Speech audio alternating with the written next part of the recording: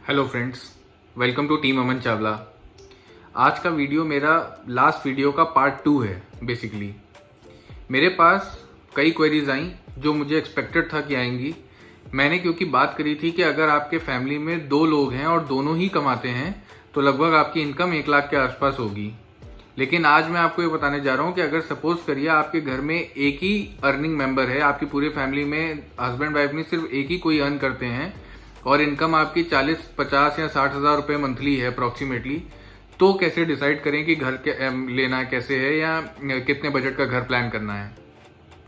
इसका एक बहुत बेसिक सिंपल फॉर्मूला है। जितनी भी आपकी मंथली इनकम है उसको इंटू 100 करिए और उसको फर्दर आगे 4% में बताने जा रहा हूं, उन 4% से उसको मल्टीप्लाई करके देखिए। सपोज करिए आपकी इनकम 50,000 रुपये है, इंटू 100 किया 50 लाख हो गया, इंटू 60% अगर आप करते हो तो 30 लाख रुपए आएगा। ये एक फॉर्मूला है।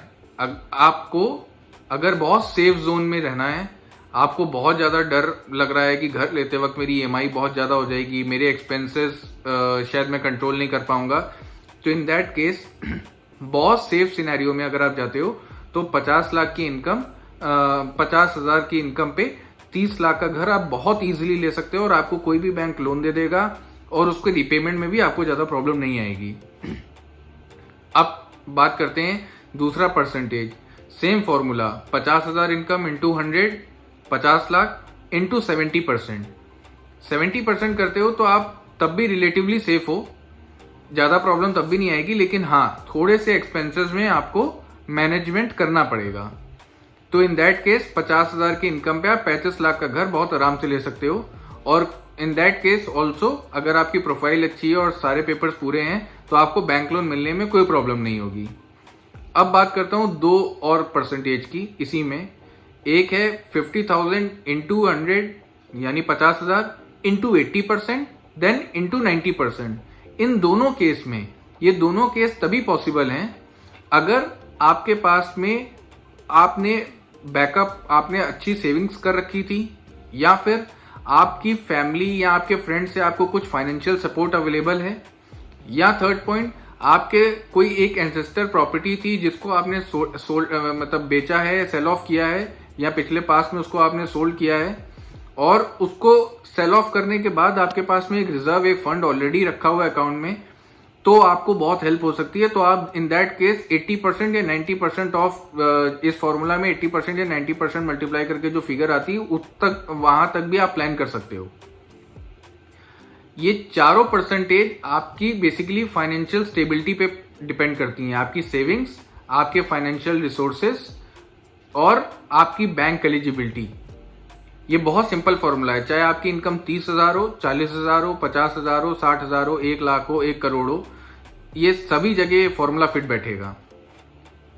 अब बात करते हैं सेकंड पॉइंट पे। 50,000 की अगर आपकी इनकम है और आपने 50,000 या 60,000 की आपकी इनकम है तो आप बेसिकली मिड हाउस सेगमेंट का प्रोजेक्ट प्लान कर सकते हो।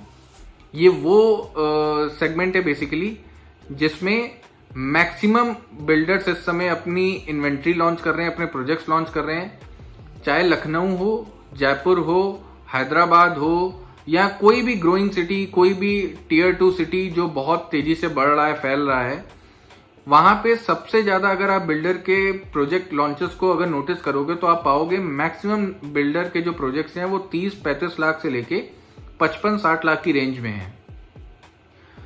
ये ऐसा इसलिए है क्योंकि ये मिड हाउस सेगमेंट पिछले 2-3 साल से बहुत ज्यादा डिमांड में है और मेरा ये अजम्पशन है पर्सनली कि अगले 5-6 सालों में इसकी डिमांड और बढ़ेगी।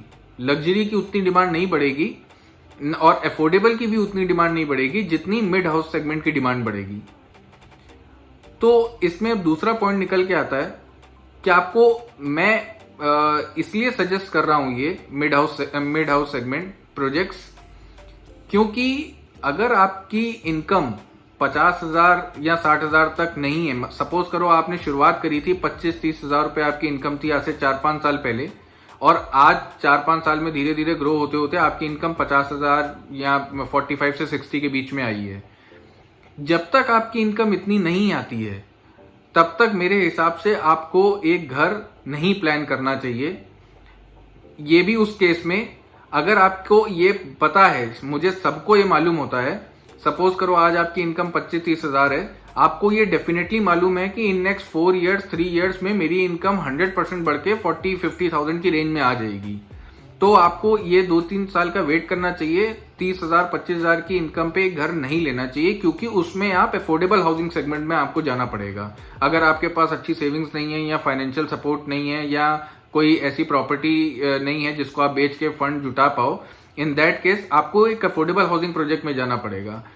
Affordable housing project costing wise तो बहुत अच्छा है, लेकिन उसके सबसे बड़ा डिसएडवांटेज मैं ये बोलूंगा कि डेंसिटी ऑफ यूनिट्स जो होती हैं वो बहुत ज्यादा, बेसिकली एक प्रोजेक्ट में बहुत पास पास में घर होते हैं, तो यूनिट्स जो होंगी, जो अपार्टमेंट्स या जो भी फ्लैट्स या इंडिपेंडेंट फ्लोर जो भी कुछ होगा वो बहुत पास पास होगा आपका। तो पास पास होने से प्रॉब्लम क्या होगा कि आज आपकी इनकम 30,000 थी तो आपने ले लिया, लेकिन जब कभी 3 साल 4 साल बाद आपकी इनकम 40-50 हजार होगी, घर तो रोज बनता नहीं है या इतना पैसा तो इतनी जल्दी इकट्ठा भी नहीं हो पाएगा आपका, तो आपको तब ये प्रॉब्लम होगी कि सोसाइटी, नेबरहुड और ये सब चीजें जो इतना बिल्कुल पार्क नहीं होंगे, क्लब हाउस नहीं होंगे, एमिनिटीज नहीं होंगी, तो उस समय आपको ये लगेगा कि अगर मैं 2-3 साल रुक गया होता तो मैं एक अफोर्डेबल हाउसिंग के बजाय मिड हाउस सेगमेंट के प्रोजेक्ट को ले लिया होता, जिसमें मुझे एक अच्छी एमिनिटीज भी मिलती है, एक अच्छी सोसाइटी, एक अच्छा नेबरहुड भी मिलता और अगले 10 साल 15 साल मेरी फैमिली बहुत अच्छे से वहां पे रहती। तो ये मेरा पॉइंट था कि अफोर्डेबल हाउसिंग सेगमेंट में उन्हीं लोगों को प्लान करना चाहिए जिनकी इनकम आज 8,000, 10,000, 12-15 हजार है और उनको लगता है कि अगले 3-4 साल में हमारी इनकम 30-40 के ऊपर तो किसी हालत में नहीं जाएगी। ये मैक्सिमम लिमिट, मैक्सिमम कैप है कि किसी की 30,000, किसी की 40,000 तक पहुंचेगी। तो इन दैट केस आप अफोर्डेबल हाउसिंग सेगमेंट प्लान कर सकते हैं। लेकिन जिनकी स्टार्टिंग अभी 25-30 हजार से हुई है और उनको मालूम है कि उनकी इनकम 50-60 हजार हो जाएगी अगले 3 साल 4 साल में, तो वो मिड हाउस सेगमेंट प्रोजेक्ट को ही प्लान करें। अब आता हूं मैं जो बैंक लोन में मैंने पिछले वीडियो में बोला था कि कुछ ट्रिक्स, या ट्रिक्स तो नहीं बोलूंगा, कुछ ऐसे पॉइंट्स होते हैं जिनको आपको ध्यान में रखना चाहिए। नंबर 1, जब भी आप bank loan, housing loan basically apply कर रहे हो किसी भी प्रोजेक्ट के लिए, उस प्रोजेक्ट में आपको जो लिमिट होगी 80%, as per reserve bank of India आपको कोई भी बैंक 80% तक लोन दे सकता है।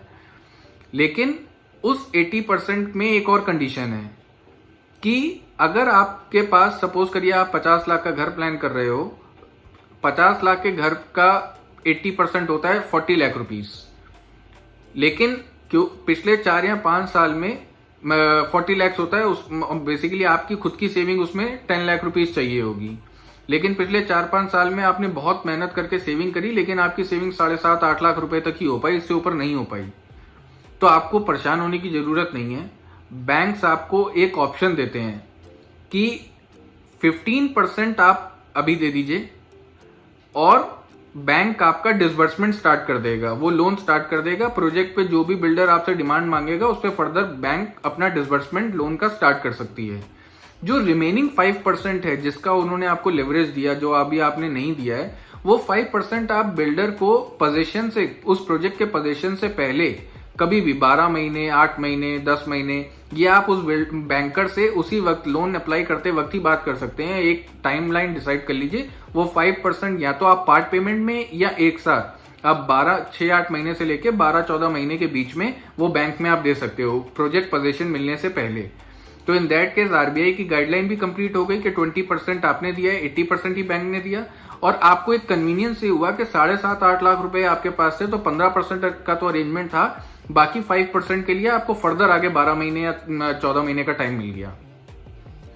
दूसरा, bank loan, housing loan apply करते वक्त ये इस चीज को जरूर ध्यान में रखें कि आपका कोई पर्सनल लोन या व्हीकल लोन ये ना चल रहा हो, या अगर चल रहा है तो 4 या 5 महीने में खत्म होने वाला हो। क्योंकि अगर ये चल रहा होगा और आप हाउसिंग लोन भी अप्लाई करोगे, पहली चीज तो आपकी लिमिट कम हो जाएगी, आपको बैंक लिमिट आपकी ऑटोमेटिकली कम कर देगा, क्योंकि वो देखेगा आपकी सैलरी से ऑलरेडी 1 या 2 EMIs एक लोन की निकल रही हैं, तो हाउसिंग लोन की ईएमआई ऑटोमेटिकली आप थोड़ी और कम दे पाओगे, तो आपकी लिमिट कम हो जाएगी। और दूसरा, आपके ऊपर अननेसेसरी का एक बर्डन क्रिएट होगा कि 2-2, 3-3 ईएमआई आपकी जाने लगेंगी। तो आप इस तरीके से प्लान करो कि कार का या व्हीकल का कोई भी आपने अगर लोन लिया है या कोई पर्सनल लोन लिया है, तो वो इस हिसाब से हो कि 3 या 4 साल में जब वो खत्म हो, तो उसके खत्म होने के 3, 4 या 6 महीने के अंदर आप हाउसिंग लोन प्लान कर लो, एक प्रॉपर्टी प्लान कर लो जिसपे आपका हाउसिंग लोन लेना हो। अब लास्ट बात करते हैं जो कि थोड़ी इंपॉर्टेंट है, वो है कि आप जब बैंक लोन अप्लाई करो तो ईएमआई होती हैं, 3 तरीके की ईएमआई होती है। एक है प्री ईएमआई, एक है फुल ईएमआई और एक है ट्रांच ईएमआई। ये 3 ईएमआई में आप बैंकर से डे 1 पे क्लियर कर लें, लोन सैंक्शन होने से पहले, कि आपकी ईएमआई, वो फॉर्म जो एक लोन एप्लीकेशन फॉर्म होता है उस पे वो एक टिक होता है, आपको करना होता है। तो आप उनसे तीनों ईएमआई पे डिस्कस कर लें कि वो बैंक आपको जो लोन दे रहा है वो किस ईएमआई ऑप्शन पे आपको दे रहा है। आपको बेसिकली डिफरेंस मैं समझा देता हूं पहले। जो फुल ईएमआई है वो तो सिंपल है। सपोज करिए आपने एक 50 लाख का घर लिया, लेकिन बिल्डर ने आपसे सिर्फ अभी उसमें से 10 लाख की डिमांड करी। 10 लाख, सपोज करो 10 लाख रुपए आपने अपना जो सेविंग थी वो भी दे दी, बाकी उसके बाद फर्दर आगे 10 लाख की डिमांड करी। तो 10 लाख रुपए आपने बैंक को बोला कि भाई डिसबर्स कर दीजिए। आपने ओरिजिनल डिमांड लेटर बैंक को दिया, बैंक ने डीडी बना के या चेक के रूप में वो पेमेंट आपको कर दिया और वो पेमेंट आपने आगे बिल्डर को जमा कर दिया। लेकिन ईएमआई आपकी 10 लाख पे नहीं जाएगी, आपकी ईएमआई पूरे उस सैंक्शन अमाउंट पे जाएगी। जो 40 लाख रुपए पूरा सैंक्शन हुआ था उस पूरे सैंक्शन पे जाएगी, सिर्फ 10 लाख पे नहीं जाएगी। तो इसका एडवांटेज क्या होता है, इसमें इंटरेस्ट पार्ट और प्रिंसिपल अमाउंट, प्रिंसिपल ज्यादा होता है, इंटरेस्ट पार्ट कम होता है। तो आपको बहुत इंटरेस्ट का जो कंपोनेंट है वो बहुत ज्यादा नहीं होगा। दूसरा जो मैंने बताया ट्रांच ईएमआई, इसमें क्या होता है, इसमें आपको एक ऑप्शन होता है, जैसे 10 लाख डिसबर्स हुआ आपके बैंक से, तो आपकी ईएमआई सिर्फ 10 ही लाख पे जाएगी। प्रिंसिपल और इंटरेस्ट दोनों एक प्रोपोर्शन में एक साथ सिर्फ 10 ही लाख पे जाएंगे, ना कि 40 लाख रुपए पे। ये सबसे बेस्ट ऑप्शन मेरे अकॉर्डिंग, मुझे तो सबसे बेस्ट ऑप्शन ये लगता है। तीसरा है प्री ईएमआई। इसमें एक बैंक आपको फैसिलिटी देता है। ये बेसिकली उन लोगों के लिए है जो बहुत टाइट शेड्यूल पे चल रहे हैं, जिनका बजट बहुत टाइट है बेसिकली, और वो कुछ और समय बोरो करना चाहते हैं कि मकान तो ले लिया, सब कुछ है, लेकिन ईएमआई में कुछ और थोड़ी लेवरेज मिल जाए। तो इसमें क्या होता है, इसमें आपको सपोज करो बैंक ने तो 10 लाख रुपए का लोन डिसबर्स कर दिया, लेकिन आपकी ईएमआई उस 10 लाख पे जो प्रिंसिपल अमाउंट है, ईएमआई 2 पार्ट से बनती है, एक प्रिंसिपल एक इंटरेस्ट, लेकिन उस ईएमआई प्री ईएमआई में आपको सिर्फ इंटरेस्ट देना है 10 लाख रुपए का। प्रिंसिपल आपका कटना शुरू होगा 18 महीने 12 महीने, ये हर बैंक की अपनी अलग पॉलिसी है, वो आपको हर बैंक पे जब भी लोन अप्लाई करो आपको डिस्कस करना पड़ेगा। लेकिन कुछ बैंक 12 महीने का टाइम देते हैं, कुछ बैंक 18 महीने का, कुछ बैंक टिल पोजेशन तक का टाइम देते हैं। तो वो आप बैंक टू बैंक डिपेंड करता है, लेकिन उतना समय सिर्फ आपको इंटरेस्ट पोर्शन कटेगा। प्रिंसिपल आपका कटना शुरू होगा एट द टाइम जब आप का वो टेन्योर खत्म हो गया है, जिसको मोनोटोरियम कहते हैं। मोनोटोरियम पीरियड खत्म हो गया है, तो आप उसके बाद में आपका प्रिंसिपल भी और इंटरेस्ट दोनों कटेगा, लेकिन शुरुआत में आप पे बहुत ज्यादा बर्डन नहीं आएगा, इसलिए आपको इंटरेस्ट ही सिर्फ देना होगा, प्रिंसिपल नहीं। लेकिन इसका एक डिसएडवांटेज ये है कि आपको लेटर स्टेज पे इंटरेस्ट पोर्शन ज्यादा देना होगा कंपेयर टू जो मैंने पहले 2 ऑप्शंस बताए आपको। तो ये आपकी अपनी फिर से again financial condition, financial stability पे डिपेंड करता है कि आप कौन सा तीनों ईएमआई में कौन सा ऑप्शन चूज करना चाहते हो। लेकिन लोन अप्लाई करते वक्त ये जरूर डिसाइड कर लें, बहुत लोग मिस कर जाते हैं और फिर बाद में जब लोन स्टार्ट हो जाता है तो उनको प्रॉब्लम फेस करनी पड़ती है। तो मुझे लगता है दोस्तों आपको आज का ये वीडियो पसंद आया होगा। मेरा चैनल सब्सक्राइब करें और मेरे वीडियोस को लाइक करें। Thank you very much.